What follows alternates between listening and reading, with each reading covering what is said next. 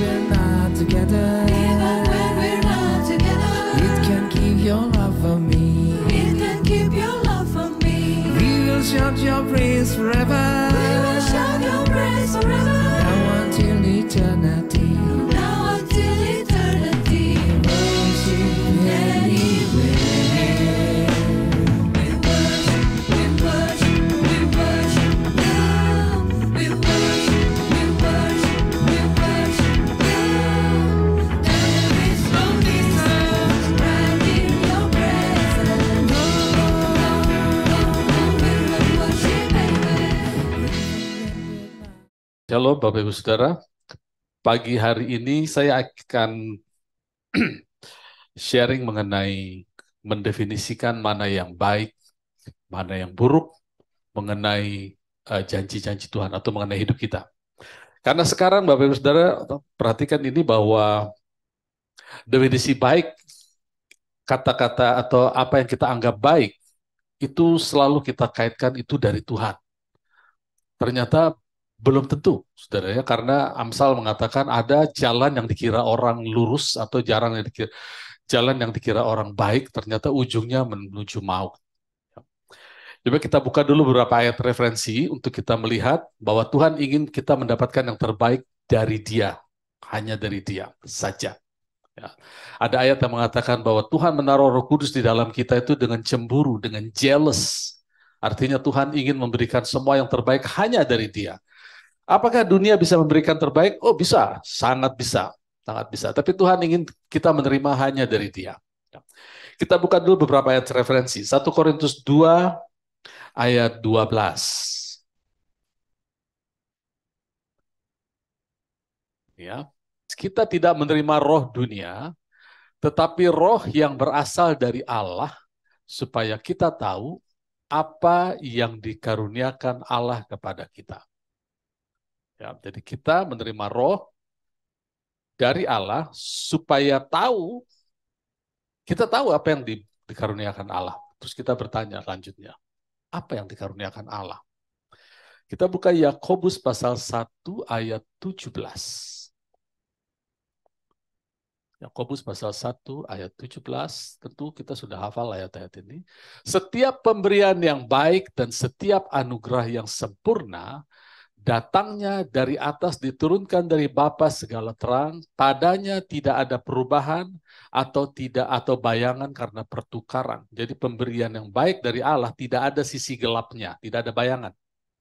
Kalau kita di dunia ini berdiri, saudara, di tempat dimanapun kita berdiri, setiap ada cahaya, ada sisi gelap, ada bayangan. Tapi pemberian Allah tidak ada sisi gelap, baik sempurna. Sudah mulai mengerucut ya, bahwa Tuhan menaruh Roh Kudus kepada kita supaya kita mendapatkan segala yang baik. Kalau ada yang tidak baik itu bukan dari Allah. Yang dari Allah tidak ada sisi gelap. Kalau terjadi sesuatu yang seperti sisi gelap, kita tahu itu dari Allah, entah itu karir kita, usaha kita, studi kita, percayalah bahwa kalau ada sisi gelap, itu bukan dari Allah dan kita berhak melawan itu. Setuju, saudara ya? Kita bisa melawan itu dan kita pasti menang. Nah sekarang kita mau definisikan apa yang baik itu yang bagaimana. Kita buka Roma pasal 12 ayat 2. Roma pasal 12 ayat 2. Janganlah kamu menjadi serupa dengan dunia ini, tetapi berubahlah oleh pembaharuan budimu atau renewing mind by the word, oleh firman. Firman itu adalah Allah, firman itu adalah Roh Kudus. Pembaharuan budi sehingga kamu dapat membedakan mana kehendak Allah, apa yang baik. Tadi dikatakan yang baik semua dari Allah. Sekarang yang baik yang dari Allah itu ditemani atau didampingi oleh sesuatu yang dunia tidak punya, yaitu berkenan. Berkenan berarti hasil dari iman, karena tidak ada yang memperkenan Allah kecuali iman. Yang baik, berkenan, dan sempurna. Jadi kalau kita mau tahu, Roh Kudus ditaruh di dalam kita supaya kita mendapat segala yang baik yang bagaimana? Dunia juga kasih yang baik. Yang berkenan, yang berdasarkan iman, ada dasar firman-Nya, ada janji Allah, dan sempurna untuk kita, tidak ada sisi gelapnya. Nah orang bilang begini, Pak, semua yang baik itu dari Allah, udah ambil aja. Sebentar saudara, kalau kita katakan yang baik, mudah kita definisikan yang baik. Ya, kalau kita katakan bahwa kita mudah Pak mendefinisikan, semua orang bisa mendefinisikan yang baik. Pertanyaannya, kenapa untuk kita tahu yang baik dan yang buruk, kita perlu dalam kedewasaan? Bukankah Ibrani pasal 5 katakan, orang dewasa, orang yang melatih inderanya untuk membedakan mana yang baik dan buruk. Mengapa kedewasaan perlu untuk membedakan yang baik dan yang buruk? Kalau yang membuktikan yang baik itu mudah, mengapa Salomo pada waktu Allah memunculkan dirinya kepada Raja Salomo, dikatakan Salomo, kau akan jadi raja. Minta apa saja daripadaku. Lalu Salomo bilang begini, beri aku hati yang bijaksana untuk tahu mana yang baik dan yang buruk. Mengapa perlu kebijaksanaan? Mengapa perlu hikmat untuk tahu yang baik dan buruk kalau yang baik itu mudah? Tidak semudah itu, saudara. Ya. Yang baik banyak, tapi tidak selalu dari Tuhan. Kalau kita bergaul dalam Tuhan, kita mudah menentukan mana yang baik dan tidak ada sisi gelapnya. Ya. Ada lagi, saudara. Kalau memang yang baik dan yang buruk itu mudah kita ketahui. Kenapa mesti ada Roh Kudus yang menentukan ini yang baik?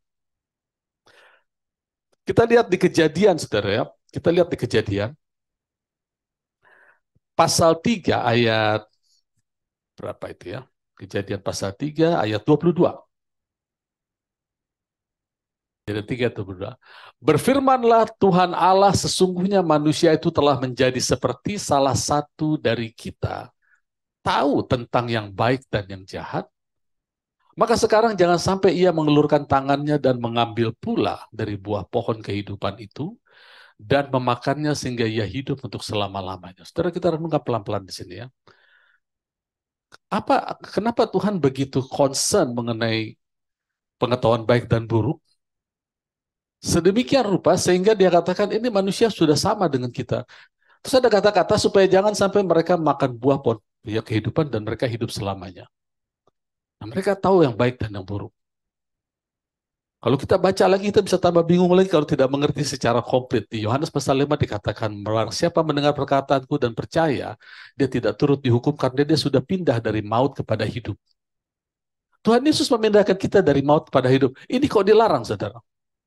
Kenapa? Di sini dikatakan, mereka sudah menjadi sama dengan kita, tapi jangan sampai mereka makan pohon kehidupan, lalu mereka hidup selamanya. Jadi kita usir saja, diusirlah manusia itu dengan pengetahuan baik dan buruk. Nah, pengetahuan baik dan buruk yang dibawa manusia inilah yang sekarang banyak dijadikan referensi oleh hidup manusia. Agama apapun pakai itu baik dari Allah, itu baik dari Allah.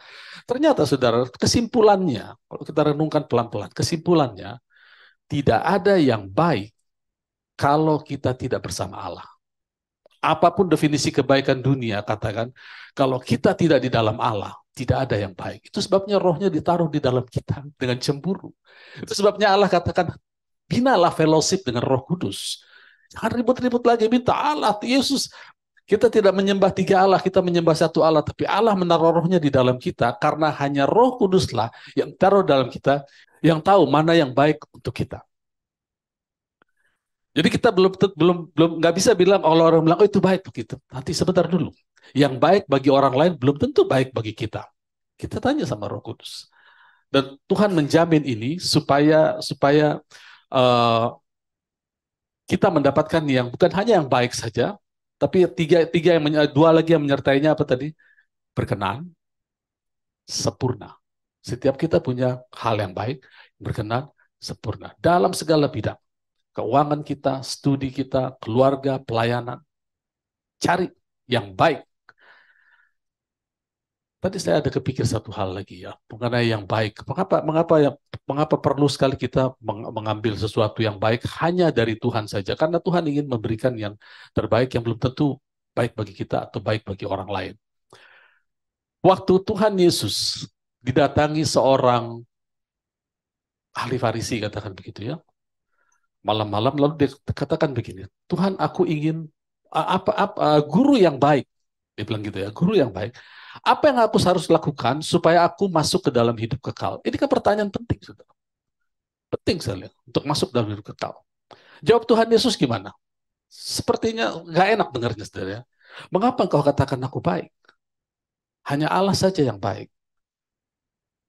Lalu dilanjutkan dengan jawabannya, lakukan hukum Taurat. Kenapa Tuhan mengeluarkan kata-kata itu? Seolah-olah dia tidak baik. Karena kalau kita bicara baik sejak awal dunia diciptakan, itu kita bicara referensi. Referensinya baik apa? Tuhan sedang menunjuk segala satunya kepada Allah. Sekarang pertanyaan, apa Tuhan Yesus itu tidak baik? Ya, dia baik. Apa Tuhan Yesus itu bukan Allah? Iya, dia Allah. Bapa dan dia adalah satu. Sekarang kan orang ribut kan soal keilahian Allah itu sekarang. Yesus ada yang menggambarkan Yesus itu di bawah Allah, ciptaan Allah, juru selamat hanya Allah, bukan Yesus segala macam. Kita nggak usah pusing, saudara. Itu kan mereka bicara di rumah tangga mereka ya. Kita kan ada keluarga sendiri di sini. Sekalipun kita satu keluarga sama mereka, kan nggak boleh saya ngelirik ke keluarga orang, saya bilang, jangan ngomong gitu. Nggak sopan, saudara ya. Paling nggak kita mesti kulonungun gitu ya, permisi gitu. Sekarang kan banyak yang nggak punya etika, saudara. Hamba Tuhan pasang khotbah orang lain lalu dibahas itu nggak boleh seperti itu ya. Karena saya percaya apa yang dibagikan di tetangga sebelah, sekalipun kita beda organisasi, itu pasti saling melengkapi dengan kita. Firman Tuhan sudah katakan bahwa pengetahuan kita itu tidak lengkap. 1 Korintus 13 ayat 9, jelas pengetahuan kita tidak lengkap. Jadi kalau ada orang ngomong sesuatu, kita lihat konteksnya dulu gitu kan. Bisa sekarang yang paling ramai ini sekarang katanya kalau saudara suka sama anjing, lalu anjingnya mati jangan nangis kan nanti di surga ada anjing juga, kita dikasih anjing. Lalu ribut para teolog. Para teolog bilang, emang anjing masuk surga? Saya cuma bilang begini, udahlah nggak usah dihakimi. Yang saya tahu manusia diciptakan itu komplit dengan hewan dan tumbuh-tumbuhan. Kalau gara-gara dosa Hawa, lalu hewan dan tumbuh-tumbuhan itu ditiadakan lagi, lalu manusia jadi makhluk spirit, terbang, bergelantungan di surga. Buat apa dikasih tubuh yang sudah dimuliakan? Kan dari awal penciptaan Allah, masa Allah menciptakan manusia, tumbuhan, hewan, dan segala sesuatu, lalu gara-gara Hawa berdosa, nggak jadi. Sekarang manusia cukup roh saja, ditaruh di surga lalu melayang-layang. Saya percaya bahwa Tuhan juga nanti akan pada saat kedatangan kedua, setelah kedatangan kedua, saudara yang suka mancing, suka binatang, suka apa, akan dikasih di rumahnya. Bukan berarti anjing kita mati sekarang masuk surga, enggak lah, saudara. Enggak gitu. Tapi kan ada nilai kebenaran, kan gitu ya. Jadi kita nggak usah terlalu sensitif sama orang-orang. Dibilang ini bahaya nih pengajaran. Gak ada yang bahaya. Yang bahaya tuh kalau orang mengajarkan Yesus yang lain. Yesus yang mengangkat orang dengan rapture. Orang-orang yang mengkritik orang lain, dia sendiri punya Yesus yang lain. Yesus yang mati untuk sebagian orang. Itu kan lebih parah. Kalau cuma percaya bahwa kita nanti setelah Yesus datang, kita tetap bisa menikmati. Yang suka anggrek, nanti dikasih anggrek di rumahnya. Yang suka pohon-pohonan, tumbuh-tumbuhan, Tuhan akan kasih. Kan memang kita dikasih tubuh untuk menikmati dunia. Gitu. Saya yakin ya. Biasanya 11 bilang apa? Singa duduk sama ular tuh nggak saling matok gitu loh. Berarti emang ada suasana itu. Cuman salahnya menurut saya bukan di surga, saudara. Kalau di surga enggak lah. Di bumi yang baru. Kita kan nanti makanya dikasih tubuh, kita dikasih bumi. Ini nggak usah ribut. Apakah Yesus kurang baik? Balik lagi sini. Apakah Yesus kurang baik? Oh iya, dia baik. Apakah Yesus tidak punya kuasa? Dia punya kuasa, tapi dia mengosongkan diri. Nah, satu lagi saya mau kasih satu gambaran ya supaya ini bukan anggap. Memang ini saya bicara kepada keluarga di sini, saudara ya. Baik yang offline maupun yang online, supaya tidak tergoncang-gancing dengan pengajaran yang lagi heboh sekarang di luar banyak. Ini dampak medsos ini ngeri, saudara ya. Kalau kita tidak kuat dalam fondasi iman, kita akan mudah tergoncang-gancing. Mengenai Yesus mengosongkan diri, itu rame. Ada istilahnya, pernah dengar istilah kenosis? Yesus mengosongkan dirinya, tidak menyamakan dirinya sebagai serupa dengan Allah. Itu pakai istilah kenosis. Mereka mendefinisikan kenosis macam-macam. Ada yang bawa dokter ini, dokter apa, padahal nama-nama itu nggak ada di Alkitab semua. Nggak ada di Alkitab, tapi mereka bawa-bawa untuk berdebat. Saya mau sharing di tempat ini, untuk keluarga kita di tempat ini. Tuhan Yesus sudah mendefinisikan kenosis itu sendiri, mengosongkan diri. Kalau kita baca di Yohanes pasal satu kitab Yohanes, Injil Yohanes, Tuhan Yesus clear sekali menjelaskan tentang apa itu mengosongkan diri. Dia bilang begini, aku tidak bisa melakukan apa-apa kalau Bapa tidak menunjukkan kepadaku. Ada 9 ayat. Aku tidak bisa berbicara kalau Bapa tidak memberikan perkataan. Jadi dia mengosongkan diri. Pertanyaannya, apakah Yesus kosong dari kuasa? Tidak. Pada saat dia berjalan, tiba-tiba ada wanita yang mengalami pendarahan 12 tahun. Lalu menjamah jubahnya. Ada kuasa yang keluar. Siapa bilang Yesus kosong? Tidak. Bahkan dia nggak tahu. ada orang yang sembuh menjamah jubah-jubahku. Siapa itu? Ngaku gitu kan. Siapa itu? Ya kalau dia bilang Yesus kosong, nggak kosong kok. Tapi mengapa dia bilang dia mengosongkan diri? Dia mengosongkan pikiran dan perkataannya. Dia hanya memberikan kesempatan kepada Allah untuk menampilkan dirinya kepada Allah. Itu yang dia minta kita lakukan juga. Yang sebetulnya kita sudah lakukan tiap hari. Mereka-mereka yang debat soal kenosis, mereka sebenarnya sedang mengosongkan dirinya dan mengisi pikirannya dengan pikiran teolog A, teolog B, teolog C. Kan mereka lakukan kenosis juga sebetulnya. Mereka mengosongkan dirinya dan memakai perkataan lain. Yang saudaranya lagi mengosongkan dirinya memakai teolog yang lain. Lalu mereka berantem. Ngeri. Kalau kita mau lakukan pengosongan diri, kosongkan diri kita, isi dengan firman. Supaya kita tahu mana yang baik, mana yang buruk. Jadi kembali lagi, kalau memang menentukan yang baik dan buruk itu semudah membalikan tangan, mengapa kita perlu Roh Kudus? Karena definisi yang baik dan buruk itu kita bicara referensi. Saya bekerja di tempat A, lalu saudara yang lain bekerja di tempat B. Mana yang baik? Tidak ada yang baik. Referensinya mana? Mana yang Tuhan pilih untuk kita? Saya melakukan bisnis A, saudara yang lain melakukan bisnis B. Mana yang baik? Enggak ada yang baik. Semua baik dari Allah. Kalau Allah yang memberikan kepada kita. Ya, kalau Allah memberikan desire kepada kita, maka itu baik buat kita. Jadi saudara yang kita kejar apa?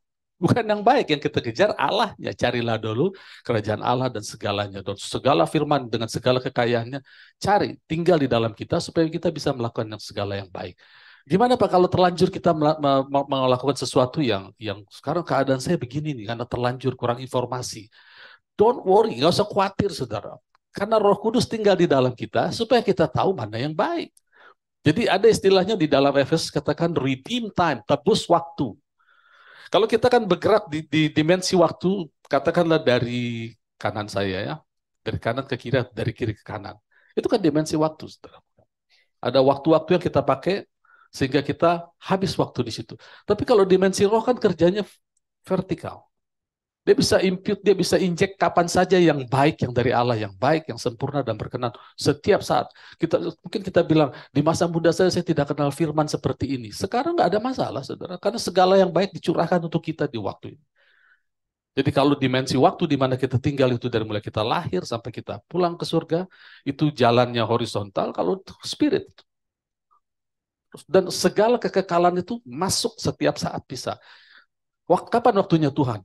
Tuhan nggak punya waktu, dia tidak tinggal di alam waktu. Kalau Tuhan tinggal di dalam waktu, maka waktu maha besar. Ini kan Allah maha besar, dia lebih besar dari waktu. Dan dia bisa impute segala sesuatu yang baik untuk kita. Nah sekarang kembali lagi, bicara referensi. Apa referensinya untuk kita tahu apa yang baik dan buruk? Tidak lain dan tidak bukan adalah Roh Kudus di dalam kita. Makanya Tuhan katakan fellowship lah, jangan sekedar relationship. Relationship itu hanya bicara kekeluargaan, kita keluarga Allah. Tapi tidak semua orang memilih fellowship, bergaul dengan firman. Terus gimana kita ngobrol dengan firman? Alkitab. Itu adalah Roh Kudus versi tertulis. Kita baca Alkitab, kita dengar suaranya, komplit sudah. 2 Timotius 3 ayat 16 kita buka. Segala tulisan yang diilhamkan Allah memang bermanfaat untuk mengajar, untuk menyatakan kesalahan, untuk memperbaiki kelakuan, untuk mendidik orang dalam kebenaran. Ini yang saya katakan, segala yang dilakukan oleh firman Allah yang tertulis, yang tidak lain tidak bukan adalah Allah sendiri, karena pada mulanya firman bersama-sama dengan Allah, dan firman itu Allah, itu fungsinya adalah meriset kita, atau mengajari, memperbaiki, menyatakan kesalahan. Kita harus mau. Mengapa? Karena atmosfer kita ini setiap hari cenderung merusak pola pikir kita. Cenderung memimpin kita kepada sesuatu yang bukan dari Allah. Bahkan dengan kata-kata yang baik. Saudara, kalau kita baca Kejadian pasal 13, pada waktu Allah melarang manusia untuk memakan buah pengetahuan baik dan buruk, sisi apa yang membuat Hawa memakan pohon itu? Bukan sisi buruk, saudara. Sisi baiknya. Hawa melihat pohon itu dan melihat pohon itu sangat baik, menimbulkan pengetahuan dan sangat baik. Bukan sisi buruknya, sisi baiknya. Justru sisi baik yang tidak dari Allah itu menjadi buruk. Bisa setuju dengan saya? Apa sisi buruk pohon itu? Sisi buruk pohon itu adalah kalau kalau Hawa atau Adam makan, karena itu sudah dilarang. Tapi apakah pohon itu buruk? Tidak, pohon itu baik. Jadi kalau sudah tahu itu baik tapi dilarang Allah, kita lanjut terus, Hawa lanjut terus menjadi buruk. Kita lihat banyak yang baik, saudara. Banyak, terutama mereka yang masih kerja ya. Banyak perusahaan yang menawarkan hal-hal yang menggiurkan dengan gaji, fasilitas. Tapi apakah itu baik bagi kita? Belum tentu. Pada waktu kita mengambil keputusan untuk melakukan sesuatu yang sebenarnya Roh Kudus sudah bilang jangan, jangan. Lalu kita ambil, menjadi buruk buat kita, sekalipun bagi orang lain itu baik. Jadi kembali lagi referensinya adalah firman, atau referensinya adalah suara. Itulah makanya Tuhan Yesus katakan adalah lebih baik bagi kamu kalau aku pergi. Karena kalau aku pergi, maka Roh Kudus turun, maka kita punya kemampuan untuk membedakan yang baik dan buruk. Kemampuan membedakan yang baik dan yang buruk tanpa Roh Kudus akan menjadi keburukan buat kita. Itu sebabnya Allah katakan mereka sudah menjadi seperti kita. Mereka tahu yang baik dan buruk, tapi mereka tidak punya Roh Kudus. Jadi kita usir aja mereka. Karena apa? Nanti kalau mereka makan pohon kehidupan, mereka hidup terus tanpa Roh Kudus, tapi tahu yang baik dan buruk, hancur mereka. Mungkin mereka Allah diskusi lagi, gimana caranya? Nanti firmanku akan menjadi daging, menanggung dosa mereka, supaya mereka bisa dekat dengan kita, dan kita bisa taruh rohnya, roh kita. Ini Allah bilang, roh kita di dalam mereka, sehingga siapa yang percaya, bahwa mereka percaya kepada Tuhan, mereka menjadi satu roh dengan kita. Sekarang pengetahuan baik dan buruk tidak ada masalah mereka miliki. Selama mereka mau mendengar suara Roh Kudus. Makanya Tuhan Yesus katakan begini, aku tidak bisa lakukan apa-apa kalau Allah tidak memberitahukan kepadaku. Nanti, kalau roh itu datang, dia akan mengucapkan apa saja yang dia dengar dariku. Di kesannya Allah itu tiga, padahal nggak satu ya. Ada flow-nya. Flow-nya itu Bapa berpikir, lalu berkata-kata, lalu Roh Kudus mendengar dan mengajarkan kepada kita. Kan begitu Yohanes 16 ayat 13. Kita buka sebentar. Yohanes 16 ayat 13. Dan apabila ia datang, yaitu roh kebenaran, ini roh kebenaran, ini Roh Kudus, ini sering dicuekin orang Kristen. Ini roh yang paling sering tidak dianggap. Padahal dia adalah roh Allah, rohnya Yesus. Ia akan memimpin kamu ke dalam seluruh kebenaran, sebab ia tidak akan berkata-kata dari dirinya sendiri, tapi segala sesuatu yang didengarnya, itulah yang akan dikatakannya. Ia akan memberitakan kepadamu hal-hal yang akan datang. Didengar dari siapa? Lanjut ayat ke-14. Ia akan memuliakan aku, sebab ia akan memberitahukan kepadamu apa yang diterimanya daripadaku. Apa yang dia terima daripada siapaku di sini? Firman. Firman yang dia dapat atau pikiran Allah yang Roh Kudus punya itu ditaruh di dalam kita supaya kita tahu apa yang baik, yang berkenan dan sempurna. Begitu. Itu sebabnya 2 Timotius 3 ayat 16 katakan, segala tulisan yang diilhamkan Allah itu bermanfaat untuk mengoreksi kita. Kenapa sih kita perlu dikoreksi? Saudara, saya mau kasih ilustrasi begini ya. Kenapa kita perlu dikoreksi setiap hari? Wajib, ini bukan sunnah hukumnya, saudara, wajib. Pada waktu saya masih kerja di salah satu perusahaan Amerika, namanya Honeywell, saya sebut aja ya, satu perusahaan kontrol yang paling terbaik di Amerika. Ya, mereka mengklaim begitu. Mereka punya sistem detektor gas. Jadi kalau di industri itu ditaruh sensor, itu kalau sampai ada gas bocor, tidak terdeteksi, terkena karyawan itu akan mematikan. Jadi mereka taruh itu sensor, dan menurut mereka, sensor itu harus dikalibrasi setiap hari, karena atmosfer di mana sensor itu ditaruh adalah atmosfer di mana gas beracun atau gas yang tidak baik itu selalu berkeliaran, berada begitu. Jadi mereka harus jadi itu sensor-sensor itu banyak harus dikalibrasi setiap hari. Nah, sama dengan kita, saudara, di dalam hidup kita tuh ada sensor juga yang namanya hati nurani. Itu nuansa atmosfer di sekeliling kita, mau di mana saja, di tempat sekolah kita, tempat anak-anak kita sekolah, tempat kita bekerja, itu atmosfernya bisa merusak. Perkataan mereka bisa merusak. Itu sebabnya Alkitab perlu kita baca setiap hari untuk kita mengkalibrasi sensor kita. Ada banyak pengertian-pengertian yang bisa merusak sensor kita, merusak hubungan kita dengan Allah. Karena perkataan-perkataan yang tidak baik. Itu sebabnya kita perlu bergaul dengan firman Tuhan, Roh Kudus ditaruh di dalam kita supaya kita tahu apa yang baik buat kita, yang sempurna dan berkenan. Kalau kita menolak itu, maka kita menolak kebaikan dari Tuhan. Roh ini disebut, Roma pasal 1 ayat 4, kita buka, roh ini disebut roh kekudusan. Dan menurut roh kekudusan, dinyatakan oleh kebangkitannya dari antara orang mati bahwa ia adalah anak Allah yang berkuasa. Saya mau garis bawahi roh kekudusan. Roh kudus ini disebut roh kekudusan atau roh yang menguduskan kita. Kemudian di Ibrani 10 ayat 29, kita buka, Ibrani 10 ayat 29, roh ini disebut juga dengan roh kasih karunia. Betapa lebih beratnya hukuman yang harus dijatuhkan atas dia yang menginjak-injak anak Allah dan menganggap najis darah perjanjian yang menguduskannya. Siapa yang menguduskan? Roh kekudusan. Dan yang menghina roh kasih karunia. Ini bicara roh yang sama. Roh kekudusan adalah roh kasih karunia. Nah, saya mau pelan-pelan masuk ke sini ya. Ada satu area yang hampir semua orang Kristen nggak begitu suka dengarnya. Mungkin termasuk saya juga nggak terlalu suka dengan topik ini, tapi saya harus bagikan ini, karena ini kunci berkat kita. Itu hidup dalam kekudusan. Saudara mungkin masih ingat beberapa waktu yang lalu sering saya katakan kekudusan kita adalah Kristus. 1 Korintus 1 ayat 30. Kekudusan kita Kristus. Kita dikuduskan satu kali untuk selamanya. Dan saya tidak mendinai pengajaran itu karena itu alkitabiah. Kita selalu dikuduskan. Itu posisi kita.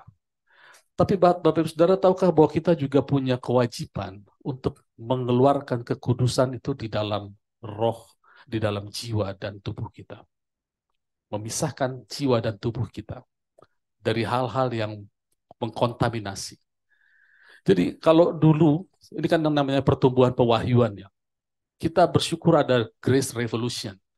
Orang dulu bergumul sama yang namanya kekudusan. Tapi sekarang kita tahu bahwa kita dikuduskan secara posisi itu nggak akan pernah hilang. Satu kali untuk selamanya. Ibrani 10 ayat 10. Tapi juga ada kekudusan yang harus kita lakukan, kita maintain di dalam pikiran kita dan di dalam perbuatan kita. Itu yang disebut dengan kekudusan dalam perbuatan. Untuk apa? Karena Allah ingin menjemput jemaatnya yang kudus. Terus gimana Pak yang nggak kudus? Yang udah pulang duluan, nggak usah dijemput. Nanti diajak menjemput yang kudus. Sekarang 1 Tesalonika bilang begini, tentang yang meninggal nggak usah khawatir, karena mereka sudah bersama Tuhan. Gitu ya. Nanti pada saat sangkakala berbunyi, maka Tuhan yang mati duluan akan dibangkitkan, lalu sama-sama dengan Tuhan turun. Bukan kita yang naik, mereka yang turun. Nah, kita mau ikut yang turun atau yang dijemput? Tentu kita ingin yang dijemput ya, pengen umur panjang. Tapi kalau udah lewat 100 tahun ya pulang juga nggak apa-apa. Nggak ada masalah saudara, kita mau di sisi yang menjemput atau yang dijemput nggak ada masalah. Kita di dalam Kristus. Ya, tapi kan kita pengen lebih lama hidup kan gitu ya, menikmati kesehatan. Nah saudara, ada dua nabi yang menulis, pertama adalah Yesaya, lalu yang kedua adalah Yohanes, menulis hal yang sama. Yohanes dan Yesaya sama-sama melihat di tahta Allah, malaikat itu bilang, kudus, kudus, kuduslah Tuhan. Kan pertanyaannya, kenapa tidak mengatakan setia, setia, setialah Tuhan? Kenapa tidak ajaib, ajaib, ajaiblah Tuhan? Kenapa tidak yang lain atribut Allah? Kenapa kudus, kudus, kuduslah Tuhan? Lalu dikatakan, Allah akan menjemput jemaatnya yang kudus, tak bercacat kerut. Artinya kekudusan itu adalah separation atau dipisahkan dari yang lain. Itu yang di benak Allah. Allah tidak ingin kita terkontaminasi. Jadi kalau kita menjadi lawan, kita bayangkan kalau kita menjadi orang yang berlawanan dengan Allah. Atau kata-kata kasarnya, katakanlah kalau kita ini iblis gitu ya. Apa yang kita lakukan? Maka kita harus memisahkan manusia dari kekudusan itu. Bagaimana caranya? Ya supaya mereka tidak mendengarkan firman. Karena yang bisa mendengarkan, yang bisa menguduskan manusia, anak-anak Tuhan hanya satu, firman Allah. Coba kita buka Yohanes 17 ayat 17. Kuduskanlah mereka dalam kebenaran, firman-Mu adalah kebenaran. Nah, saya mau kasih tahu, saudara.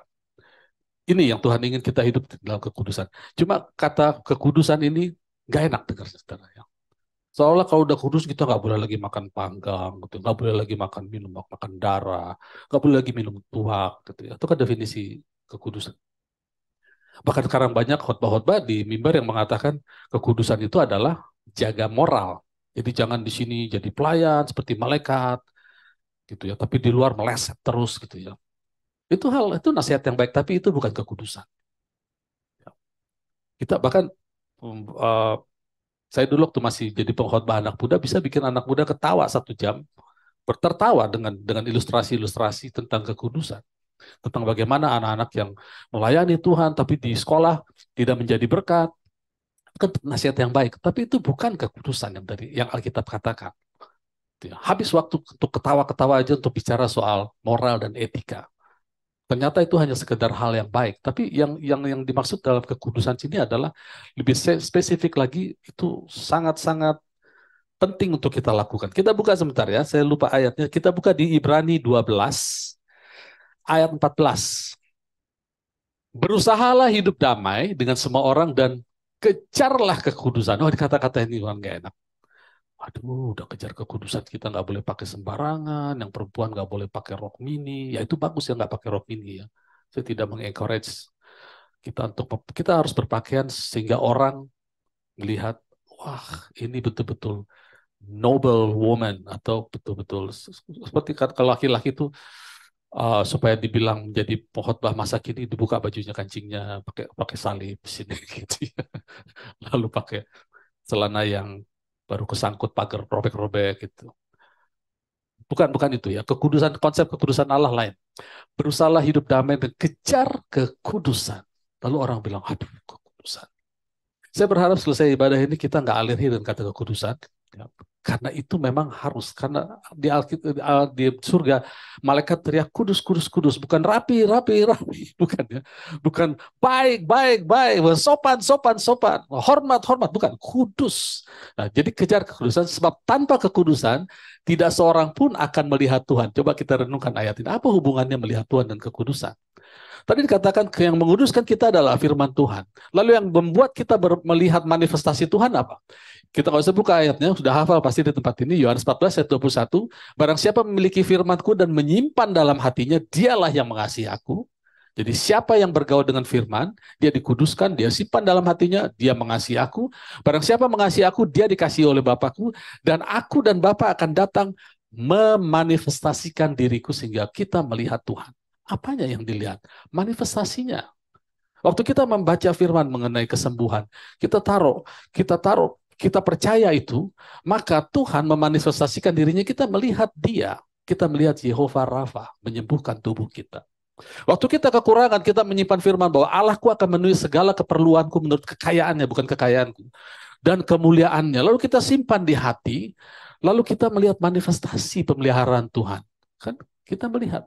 Jadi waktu kita menguduskan diri kita dengan menaruh firman dalam hati, Tuhan janji akan melihat. Bagaimana kalau kita tidak menaruh firman atau kita menolak firman? Kita buka Bilangan, Bilangan 20 ayat 12. Tapi ini definisi Tuhan tentang menjaga kekudusan. Definisi Tuhan ya, bukan definisi saya. Ini fatal buat kita. Buat yang bawa firman maupun yang mendengar. Lihat ya. Tuhan mendefinisikan gini. Jadi Musa itu pingin sekali masuk ke tanah perjanjian. Karena kepada dialah diberikan janji untuk memimpin bangsa Israel. Tapi perhatikan kata-kata Tuhan kepada Musa. Tetapi Tuhan berfirman kepada Musa dan Harun, karena kamu tidak percaya kepadaku dan tidak menghormati kekudusanku di depan mata orang Israel, itu sebabnya kamu tidak akan membawa jemaah ini masuk ke negeri yang akan kuberikan kepadamu.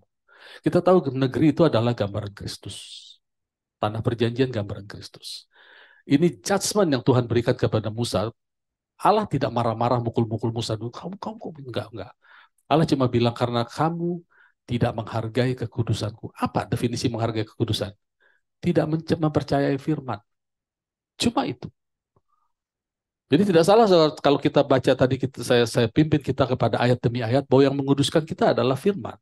Kalau kita percaya, maka kita melihat Allah menyatakan dirinya. Kalau kita tidak percaya, kita tidak menghormati kekudusan Allah.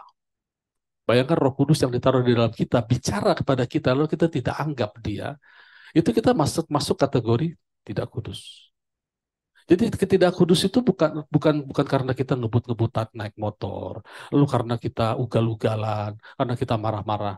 Itu semua bukan definisi kekudusan. Sekalipun hal itu adalah baik, saudara ya. Baik, jaga kondak kita supaya orang melihat dan memuliakan Allah. Tapi kekudusan yang dimaksud tidak lain tidak bukan adalah patuh kepada firman. Baik, kita buka lagi Ulangan pasal 32 ayat 51. Ini perkataan Tuhan lagi, ya, perkataan Tuhan kepada Musa. Oleh sebab kamu telah berubah setia terhadap aku di tengah-tengah orang Israel dekat mata air Meriba, di Kades di padang gurun Sin. Dan oleh sebab kamu tidak menghormati kekudusanku di tengah-tengah orang Israel. Apa sih yang Musa langgar? Bangsa Israel itu 2 kali kekurangan air di padang gurun. Yang pertama, waktu mereka baru keluar dari Mesir, mereka kekurangan air, nggak bisa minum, lalu Tuhan katakan, pergi ke Bukit Batu, pukul Bukit Batu. Lalu dia pukul, lalu keluarlah air. Lalu 20 tahun kemudian kurang lebih, bangsa itu kekurangan air lagi. Lalu kali ini Tuhan Allah berkata kepada Musa, dikatakan, kau pergi ke Bukit Batu, dan sekarang bicara kepada Bukit Batu. Simpel masalah, disuruh bicara. Yang pertama suruh pukul 20 tahun yang lalu, sekarang setelah 20 tahun bicara. Apa yang Musa lakukan? Dia pukul sambil mengumpat, mengomel-ngomel jemaat. Dia bilang bangsa yang tegar tengkuk segala macam. Dia maki-maki jemaat sambil dia pukul. Air keluar, saudara, keluar. Tapi Musa fail di situ. Jadi bayangkan, saudara, ya, kalau seorang hamba Tuhan memberitakan sesuatu yang tidak sama dengan firman, itu sudah melanggar kekudusan. Sekalipun itu nasihat. Kalau ada Yesus yang lain yang diajarkan kepada kita, lalu kita dengar, kita percaya, kita tahu di Alkitab nggak begitu, lalu kita percaya, itu sudah melanggar kekudusan. Bukan berarti kita bukan langsung masuk neraka, bukan. Musa itu tidak langsung, bukan berarti Musa tidak masuk tanah perjanjian, artinya dia tidak masuk surga. Dia bersama dengan Allah. Pada waktu Tuhan Yesus melayani, Musa dan Elia turun menguatkan Tuhan Yesus untuk tentang rencana penyaliban itu. Itu ceritanya. Tapi sayang, Musa tidak bisa masuk tanah perjanjian. Demikian juga dengan kita. Sayang sekali kalau kita tidak bergaul dengan firman Tuhan. Mau apapun posisi kita. Saya pernah bilang, setinggi apapun pendidikan kita di dunia ini, kalau kita tidak dididik dalam pokok-pokok iman, kita tidak berpendidikan di dalam kerajaan Allah. Maka kita tidak mendapatkan yang terbaik dari kerajaan Allah. Kita hanya mendapatkan yang baik, yang definisi orang dunia bilang baik. Sementara yang Tuhan siapkan buat kita adalah yang baik, berkenan, dan sempurna, dan tidak ada sisi gelap. Tidak ada bayangan, karena pertukaran. Nggak perlu tukar-tukar, saudara. Jadi yang menentukan berkat kita itu Tuhan.